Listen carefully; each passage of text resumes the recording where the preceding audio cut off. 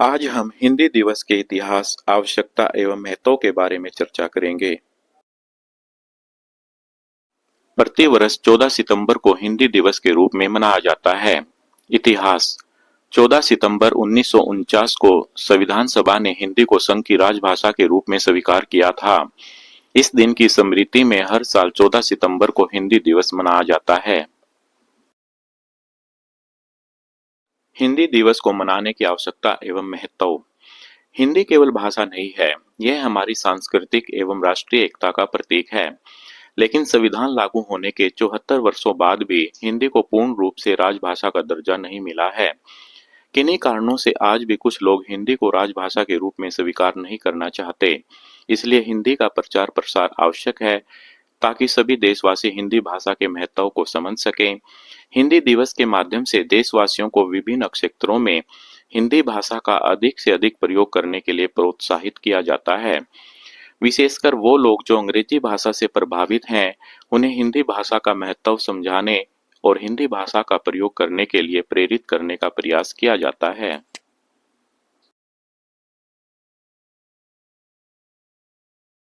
हिंदी की संवैधानिक स्थिति।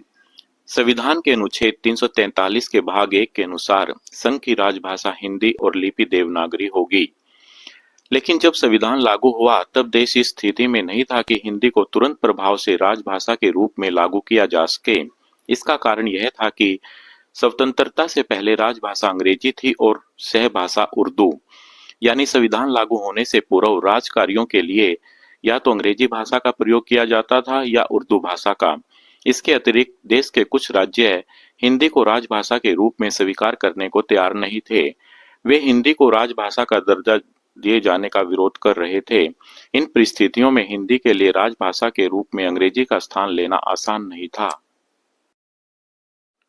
यही कारण है कि जहां एक और संविधान के अनुच्छेद 343 के भाग 1 में हिंदी को राजभाषा के रूप में स्वीकार किया गया, वहीं इसी अनुच्छेद 343 के भाग 2 में यह प्रावधान कर दिया गया कि संविधान लागू होने से 15 वर्ष की अवधि तक अर्थात 26 जनवरी 1965 ईस्वी तक राजभाषा के रूप में अंग्रेजी भाषा का प्रयोग उसी प्रकार होता रहेगा जैसे संविधान लागू होने से पहले होता रहा है। इसके बाद भी अनेक संवैधानिक संशोधन किए गए, लेकिन आज भी संविधान के अनुसार हिंदी के साथ अंग्रेजी को भी राजभाषा के रूप में स्वीकार किया गया है।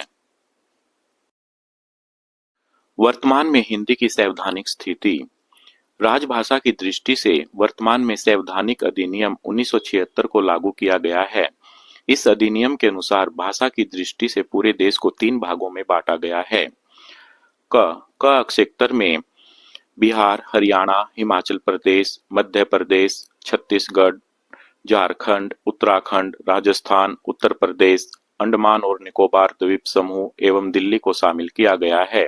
ख क्षेत्र में गुजरात, महाराष्ट्र, पंजाब, चंडीगढ़, दमन और दीव, दादर और नगर हवेली को शामिल किया गया है। क और ख में शामिल राज्यों और संघ राज्यों के अतिरिक्त शेष सभी राज्य और संघ राज्य घ क्षेत्र में आते हैं।